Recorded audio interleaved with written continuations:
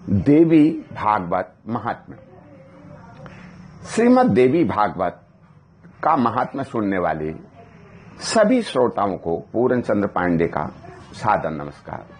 श्रोताओं, आपने अभी तक दुर्गा सप्तशती का पाठ, भागवत महापुराण का पाठ, गीता जी का पाठ, गरुड़ पुराण जी का पाठ, ये सभी पाठ सुने। अब आप सुनेंगे देवी भागवत का पाठ महात्म्य।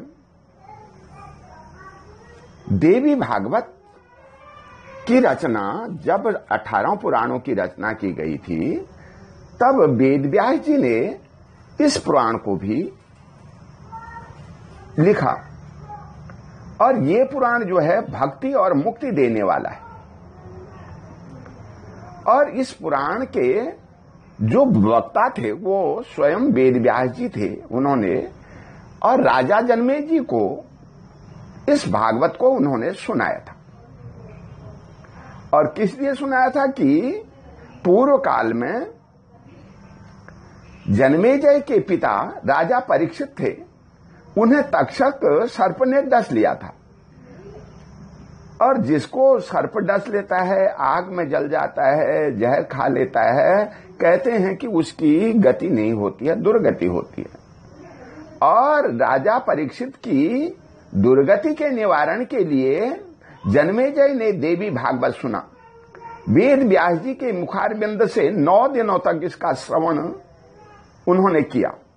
और उससे त्रिलोक जननी भगवती आद्याशक्ति कि उन्होंने पहले पूजा की और फिर बाद में यज्ञ किया। और जिसकी वजह से राजा परीक्षित जो है कि इस भागवत पुराण को सुनने से परम धाम को प्राप्त हो गए और दिव्य स्वरूप उन्होंने धारण कर लिया परीक्षित जी ने। और वो तब वहां पर पधारे कथा स्थल पर। और यह देख करके राजा जनमेजय को बहुत हर्ष हुआ।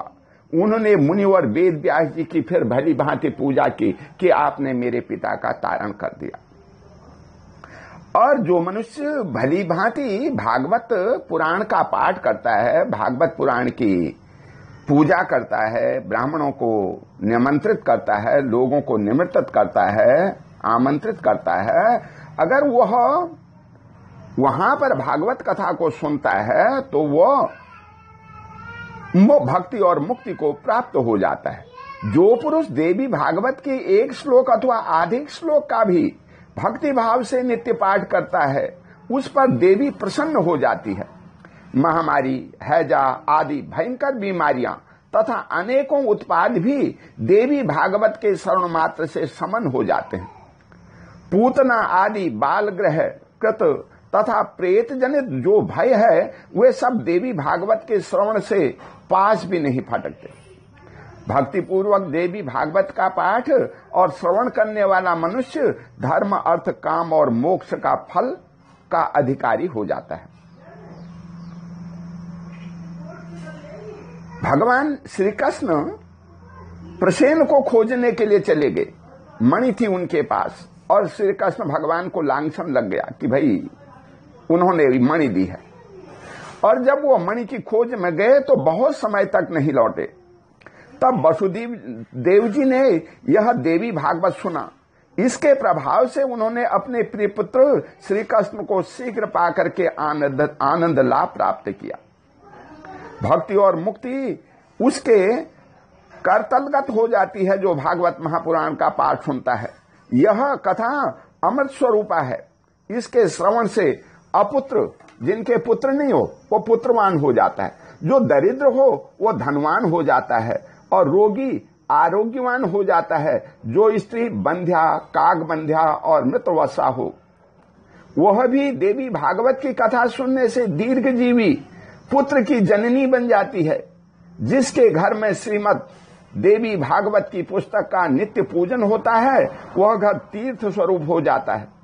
वहां रहने वाले लोगों के पास पाप नहीं टिक सकते। जो अष्टमी, नवमी अथवा चतुर्दशी के दिन भक्ति के साथ यह कथा सुनता या सुनाता है, पढ़ता है, उसे परम सिद्धि उपलब्ध हो जाती है। इसका पाठ करने वाला यदि ब्राह्मण हो तो उसे प्रकांड विद्वान, क्षत्रिय हो तो महान सूरवीर, और वैश्य हो तो प्रचुर धनाढ्य, और शूद्र हो तो अपने कुल में सर्वोत्तम हो जाता है। ये इस देवी भागवत का महात्म्य है। इसी के साथ आप सबका भागवत सुनने के लिए, महात्म्य सुनने के लिए धन्यवाद। बोल जगतियां जोता वाली माता तेरी सदा ही जय। सांची दरबार की जय।